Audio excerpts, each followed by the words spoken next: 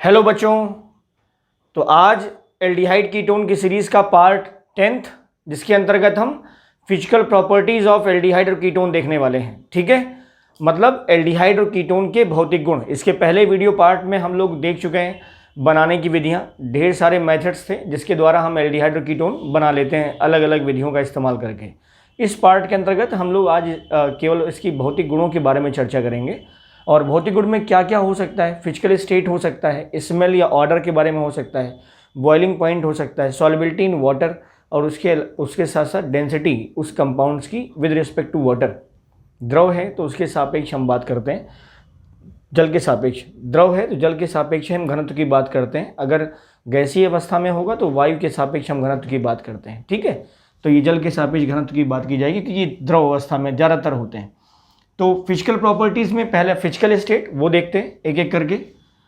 तो तैयार हैं सब लोग कॉपी पेन लेकर के? ठीक है, ध्यान से देखिएगा और नोट करते जाइएगा फटाफट। अब देखिए जरा, पहली प्रॉपर्टी हम उठा रहे हैं यहाँ पर, भौतिक अवस्था। भौतिक अवस्था, फिजिकल स्टेट क्या है इसकी, है ना, भौतिक अवस्था। अब इसमें अगर आप देखें तो जो एल्डिहाइड और कीटोन है उसमें जो फॉर्मेल्डिहाइड है ना, SCHO, ये गैस होता है। सबसे छोटा यही होगा SCHO। उससे बड़े जितने भी एल्डिहाइड्स हैं या जितने भी कीटोन हैं, कीटोन तो पहला मेंबर एसीटोन से ही शुरू होता है। कीटोन, अब ये तो एल्डिहाइड हो गया। कीटोन का आप जानते हैं पहला मेंबर कहाँ शुरू होता है, CH3COCH3। This is the first member of ketone, CH3COCH3। ये हो गया एल्डिहाइड, ये गैस होता है। कीटोन का पहला मेंबर 3 कार्बन का है। इसके अलावा मतलब इस फॉर्मेल्डिहाइड के अलावा जितने भी कीटोन्स हैं, तो आप ऐसे कह सकते हैं, हम यहाँ लिख दें C2H4O से लेकर के C11H22O। The basic formula of carbonyl compound exceeds then, मतलब एल्डिहाइड और कीटोन दोनों के लिए होगा C3H6O। जैसे ये सिर्फ एल्डिहाइड हो सकता है, कीटोन नहीं हो सकता। ये वाला जो केस है वो सिर्फ एल्डिहाइड हो सकता है, कीटोन नहीं हो सकता।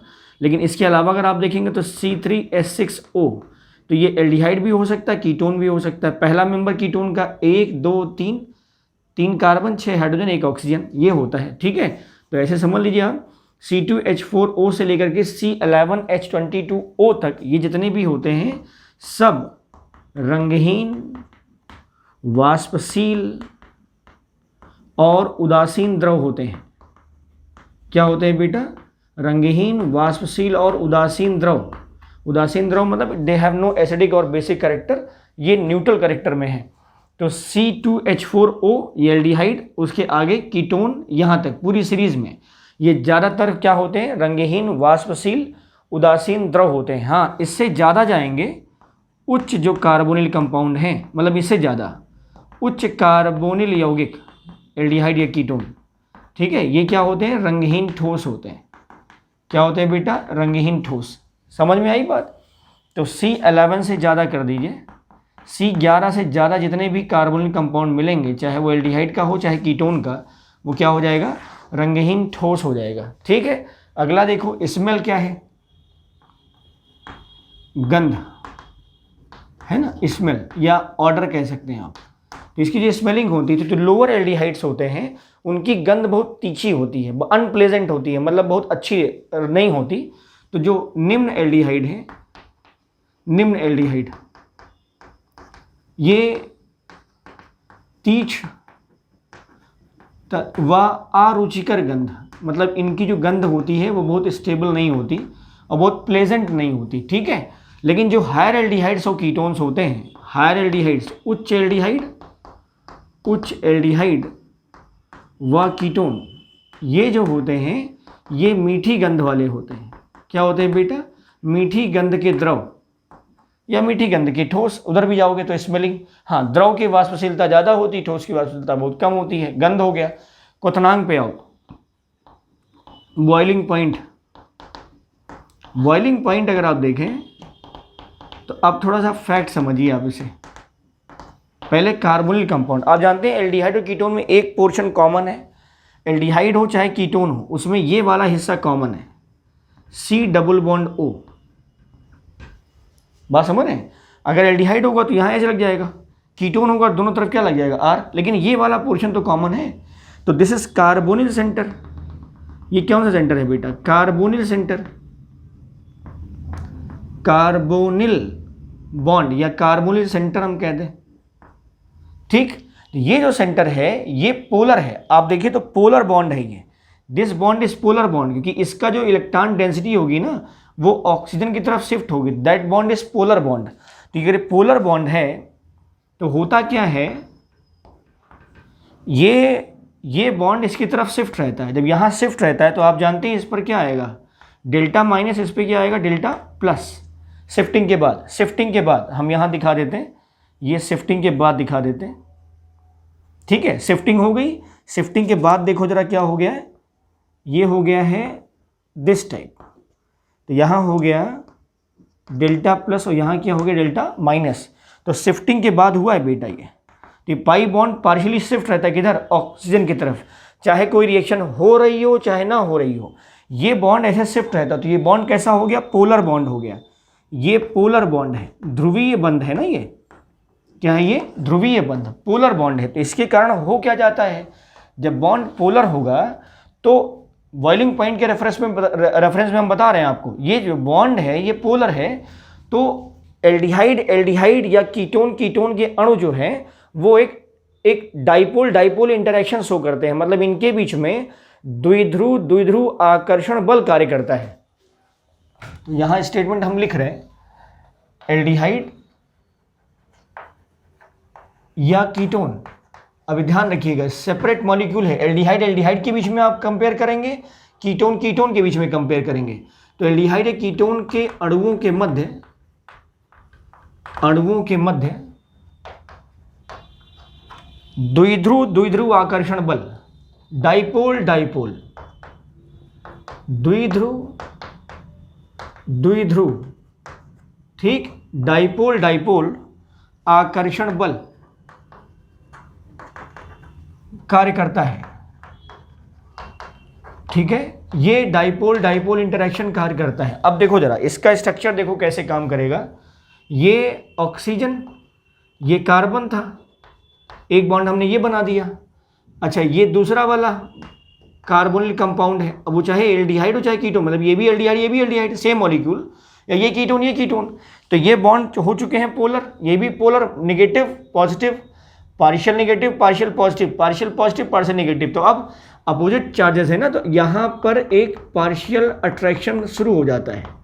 यहाँ पर समझ रहे हैं, ये बॉन्ड चूंकि पोलर हो गया है, माइनस हुआ है, डेल्टा प्लस हुआ है, यहाँ डेल्टा माइनस हुआ है, यहाँ डेल्टा प्लस हुआ है।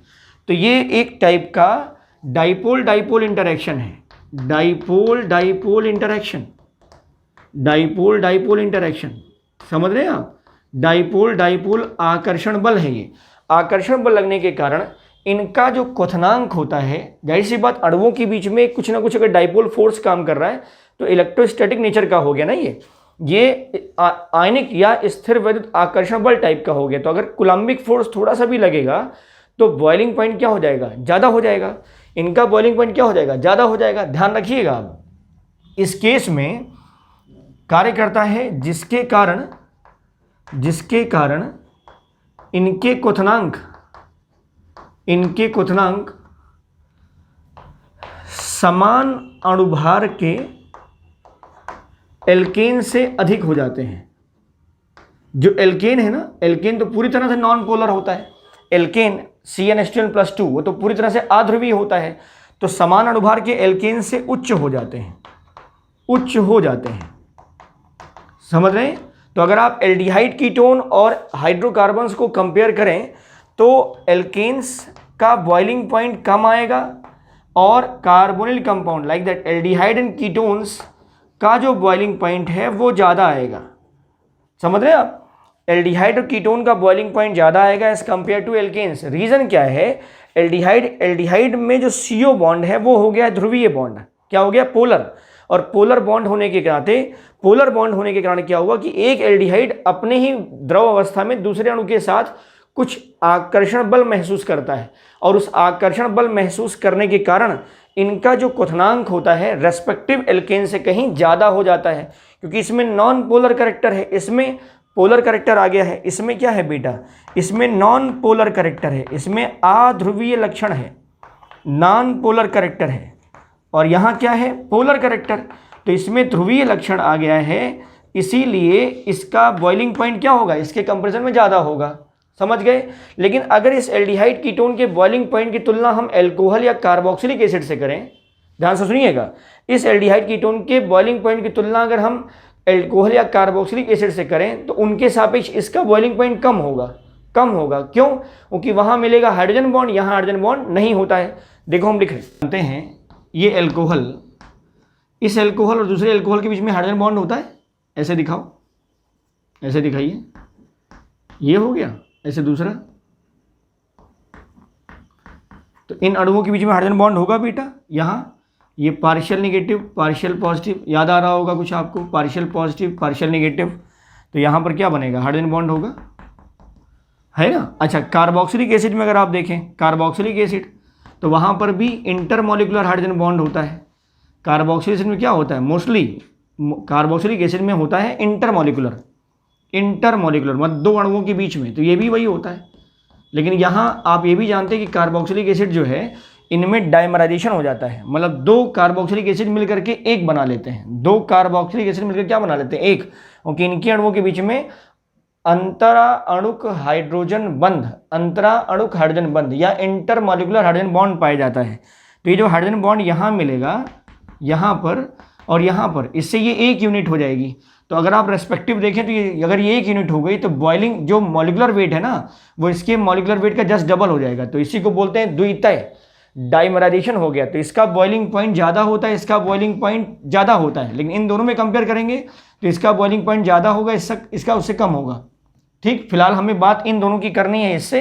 तो इन दोनों में का एल्कोहल और कार्बोक्सिलिक अम्लों में हाइड्रोजन बॉन्ड पाया जाता है, जिसके कारण उनका बॉइलिंग पॉइंट इससे कहीं ज़्यादा हो जाता है, क्योंकि इसमें हाइड्रोजन बॉन्ड नहीं है, इसमें हाइड्रोजन बॉन्ड नहीं है। डाइपोल डाइपोल जो इंटरैक्शन होता है ना बेटा, डाइपोल डाइपोल जो इंटरैक्शन होता है, ये जो डाइपोल डाइपोल इंटरैक्शन है, डाइपोल डाइपोल इंटरैक्शन, ये जो फोर्स है ना, द्विध्रुव द्विध्रुव आकर्षण बल, ये वीक होता है, हाइड्रोजन बॉन्ड स्ट्रांग होता है एज कंपेयर टू। ये डाइपोल डाइपोल जो इंटरैक्शन है ये दुर्बल होता है, हाइड्रोजन बंध प्रबल होता है। तो इसमें हाइड्रोजन बंध पाया जाएगा, इसमें डाइपोल डाइपोल इंटरैक्शन पाया जाएगा। तो आप सीधे सीधे लिख सकते हैं यहाँ पर ऐसे पॉइंट करके, एल्कोहल तथा कार्बोक्सिलिक एसिड में अंतरा अणुक हाइड्रोजन बंध पाया जाता है, जिसके कारण इनका क्वथनांक, इनका बॉइलिंग पॉइंट कार्बोनिल यौगिक से ज़्यादा हो जाता है, कार्बोनिल कंपाउंड से अधिक हो जाता है। समझ गए, कार्बोनिल कंपाउंड से अधिक हो जाता है। बात समझ गए बेटा, ये होता है। मतलब अगर हमें कंपेयर करना हो और, तो यहाँ हम लिख सकते हैं एल्डिहाइड कीटोन, और फिर हम लिख देंगे एल्कोहल, और फिर लिख देंगे हम कार्बोक्सिलिक एसिड।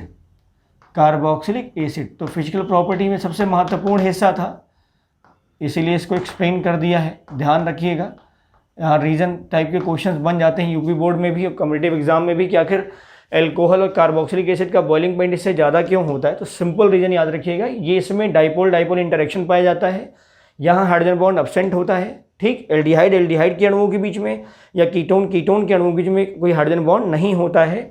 हाइड्रोजन बॉन्ड तभी होगा जब हाइड्रोजन नॉफ से अटैच हो, हाइड्रोजन बॉन्ड तभी होगा जब हाइड्रोजन डायरेक्टली किससे अटैच हो, नॉफ से, नाइट्रोजन ऑक्सीजन और फ्लोरीन से, तभी हाइड्रोजन बॉन्ड मिलता है। हाइड्रोजन परमाणु जब डायरेक्टली सीधे किससे अटैच हो, नाइट्रोजन से या ऑक्सीजन से या फ्लोरीन से, तभी वहाँ हाइड्रोजन बंध बनने की संभावना होती है। यहाँ पर एल्डिहाइड कीटोन में ऐसा कहीं कोई सेंटर नहीं है जहाँ पर हाइड्रोजन सीधे ऑक्सीजन से अटैच होता हो, ऐसा कोई सेंटर नहीं है। तो जाहिर सी बात यहाँ हाइड्रोजन बॉन्ड नहीं पाया जाएगा। लेकिन जब हाइड्रोजन बॉन्ड नहीं पाया जाएगा तो ये थोड़ा बहुत डाइपोल डाइपोल इंटरेक्शन शो करते हैं, क्योंकि ये बॉन्ड कैसा हो गया है, पोलर, इसीलिए इनका बॉइलिंग पॉइंट होता है एल्केन से तो ज़्यादा होता ही है, जैसे यहाँ बता रहे थे एल्केन से ज़्यादा तो होता ही है, क्योंकि एल्केन तो वैसे ही नॉन पोलर मॉलिक्यूल है।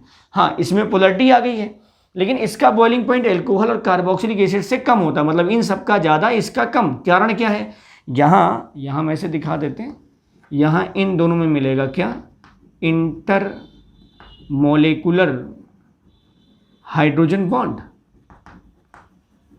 ठीक, इंटर मोलिकुलर हाइड्रोजन बॉन्ड होता है, ये ज़्यादा स्ट्रांग है as compare to dipole dipole, इसीलिए बॉइलिंग पॉइंट का पैटर्न इस तरह से मिलता है। क्लियर है। क्वथनांक आगे देखो, अब जल में विलेयता, अगला पॉइंट है जल में विलेयता। ठीक है, ये हम ले ले रहे हैं डी, जल में विलेयता। तो सिंपल है, अब होगा क्या, कार्बोनिल यौगिकों में अगर आप देखें तो ये bond polar, this bond is polar, मतलब it acquires partial negative charge and it acquires partial positive charge. तो कार्बोनिल यौगिक चाहे एल्डिहाइड हो या कीटोन हो, एल्डिहाइड हो या कीटोन हो, इसमें ये बॉन्ड पोलर होता है। हाँ, अब ये पोलरिटी डिपेंड करती है कि यहाँ एल्किल ग्रुप कितने लगे। अगर मान लीजिए प्लस आई इफेक्ट ज़्यादा हो गया है, प्लस आई इफेक्ट मतलब एल्किल नंबर्स ज़्यादा लग गए हैं, तो ये पोलरिटी कम हो जाती है। एल्किल नंबर ज़्यादा लग गए हैं तो ये पोलरिटी क्या होती है, कम हो जाती है। समझ गए। हाँ, इस पर प्लस चार्ज कम हो जाता है, इस पर माइनस चार्ज बढ़ जाता है, इतना ध्यान रखो। थोड़ा सा ध्यान दो फिर से, जो जल में विलेयता है, पानी के अणु आपस में हाइड्रोजन बॉन्ड बनाते हैं, जब उसमें आप कार्बोनिल कंपाउंड डाल देते हैं तो जल के अणु जो है इस पार्शियल नेगेटिव ऑक्सीजन के साथ जो हाइड्रोजन है वो भी थोड़ा इंटरेक्शन शो करता है। ये जो पॉजिटिव है ये पॉजिटिव है और ये क्या है, नेगेटिव, तो ये पार्शियल इंटरेक्शन शो करता है। समझ गए। तो ये क्या है, इंटर मोलिकुलर हाइड्रोजन बॉन्ड। तो ये इंटरमोलिकुलर हाइड्रोजन बॉन्ड, क्लियर, किसमें, कार्बोनिल कंपाउंड और एल्कोहल के, सॉरी, जल के अणुओं के बीच में। अब होता क्या है, आप ये लिख सकते हैं, ये हाइड्रोजन बॉन्ड मिलेगा और इसी के कारण जो है, जो छोटे अणुभार या कम अणुभार के जो एल्डिहाइड या कीटोन होते हैं वो पानी में कह सकते हैं सॉल्युबल हो जाते हैं। पूरी तरह से तो सॉल्युबल नहीं होते, हाँ, आंशिक रूप से विलेय होते हैं, ये हम कह सकते हैं। ठीक है, फॉर्मेल्डिहाइड सॉल्युबल हो जाता है क्योंकि वहां पर एल्किल कैरेक्टर होता नहीं है, एल्किल कैरेक्टर जो है होता नहीं है, एच यहाँ भी होगा एच यहाँ भी होगा, तो वाटर में सॉल्युबल हो जाता है वो। लेकिन जो दूसरे एल्डिहाइड या हायर कीटोन्स या हायर एल्डिहाइड्स हैं वो पानी में कम सॉल्युबल होते हैं या उनकी सॉल्युबिलिटी पानी में कम हो जाती है। तो जो निम्नतर एल्डिहाइड हैं, निम्नतर एल्डिहाइड जल में विलेय या आंशिक विलेय होते हैं, आंशिक विलेय होते हैं। ठीक, लेकिन जैसे जैसे अणुभार बढ़ेगा, परंतु उच्च अणुभार के एल्डिहाइड या सीधे कह सकते हैं कीटोन, ये जल में अविलेय होते हैं, जल में अविलेय होते हैं। तो आप ऐसे कह सकते हैं कि अणुभार बढ़ेगा एल्डिहाइड कीटोन के, तो जल में विलेयता घट जाएगी, ऐसे लिख सकते हैं। हाँ, अणुभार बढ़ने के साथ ये कह सकते हैं, अणुभार बढ़ने के साथ जल में विलेयता घट जाती है, जल में विलेयता घट जाती है। ठीक, अब क्यों घट जाती है ये बात बताई जा सकती है यहाँ पर कि घट तो गई, क्यों घट गई। देखिए होगा क्या, अगर एल्डिहाइड आप ले रहे हैं तो एक तरफ तो H फिक्स होगा, यही R चेंज होता रहेगा, और अगर एल्डिहाइड आप लेते हैं तो एक तरफ H फिक्स हो गया, R चेंज होगा। अगर कीटोन आप लेते हैं तो दोनों तरफ वेरिएबल्स हैं, दोनों तरफ ये भी R नंबर ऑफ R बढ़ेंगे।